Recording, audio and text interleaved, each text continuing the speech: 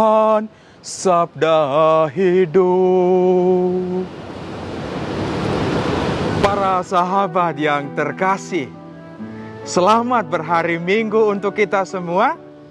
Semoga berkat Tuhan dilimpahkan bagi kita semua, apapun yang kita alami dalam perjalanan hidup ini. Sabda hidup kembali menyapa hati kita semua yang diambil dari Injil Matius bab 16 ayat 21 sampai 27. Sekali peristiwa, Yesus menyatakan kepada murid-muridnya bahwa ia harus pergi ke Yerusalem dan menanggung banyak penderitaan dari pihak tua-tua, imam-imam kepala dan ahli-ahli Taurat, lalu dibunuh dan dibangkitkan pada hari ketiga. Tetapi Petrus menarik Yesus ke samping dan menegur dia, katanya, "Tuhan, kiranya Allah menjauhkan hal itu. Hal itu sekali-kali takkan menimpa engkau." Maka Yesus berpaling dan berkata kepada Petrus, "Enyalah iblis, engkau suatu batu sandungan bagiku. Sebab engkau memikirkan bukan yang dipikirkan Allah, melainkan yang dipikirkan manusia." Lalu Yesus berkata kepada murid-muridnya, "Setiap orang yang mau mengikuti aku harus menyangkal diri, memikul salibnya dan mengikuti aku. Karena barang siapa mau menyelamatkan nyawanya, ia akan kehilangan nyawanya.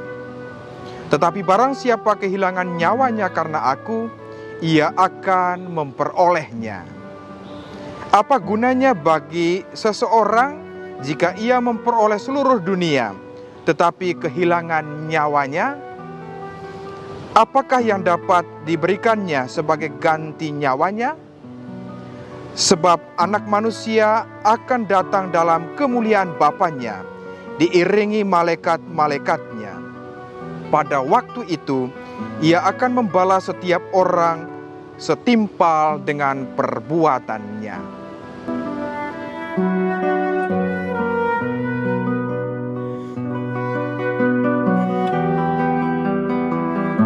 Para sahabat yang terkasih, salib dan kita.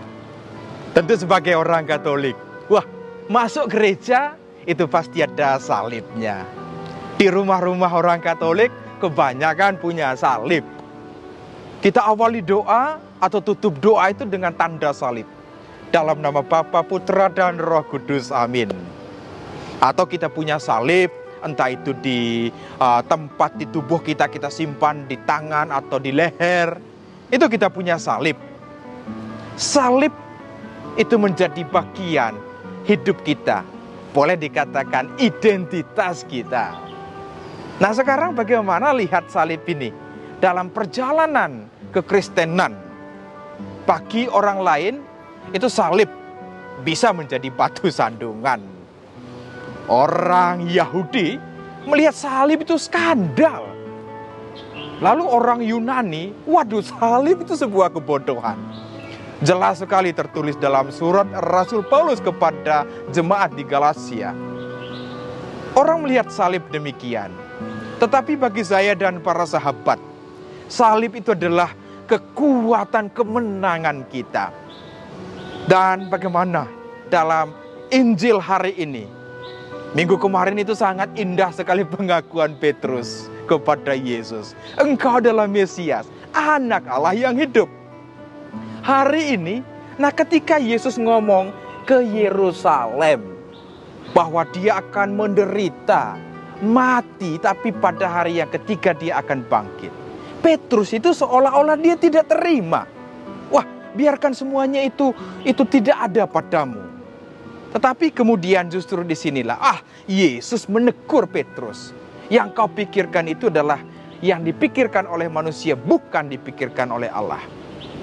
Dan kemudian bagaimana Yesus selanjutnya berkata, "Barang siapa yang mau mengikuti aku, menyangkal dirinya, memikul salibnya, mengikuti aku." Nah, ini sangat jelas sekali dalam kitab suci kisah Yesus dengan para murid. Nah, selanjutnya bagaimana dalam perjalanan saya dan para sahabat tentang salib kehidupan kita. Misalnya saja, waduh, orang lagi masa pacaran itu ya.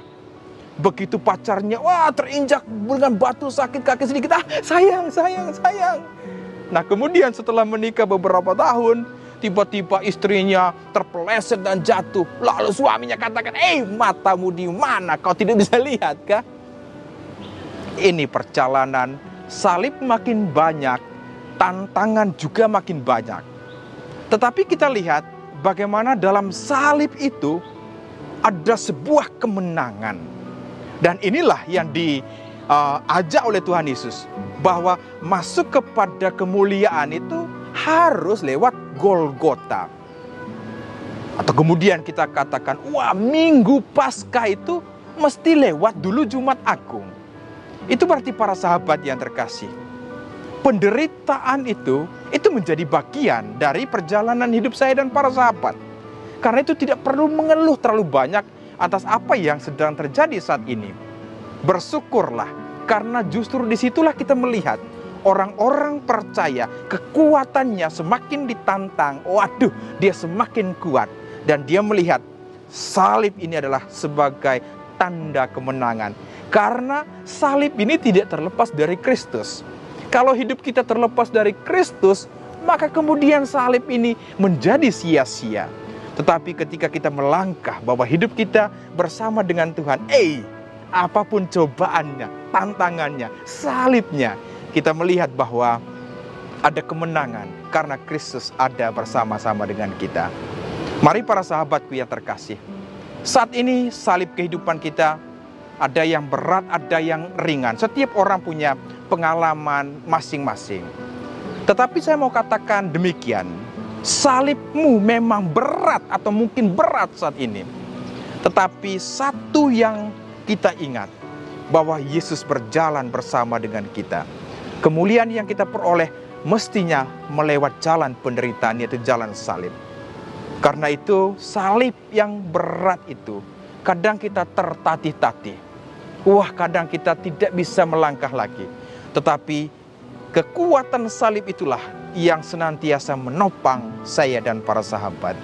Karena itu terimalah salibmu, peluklah salib, dan pikulah salib itu, berjalanlah bersama dengan salib.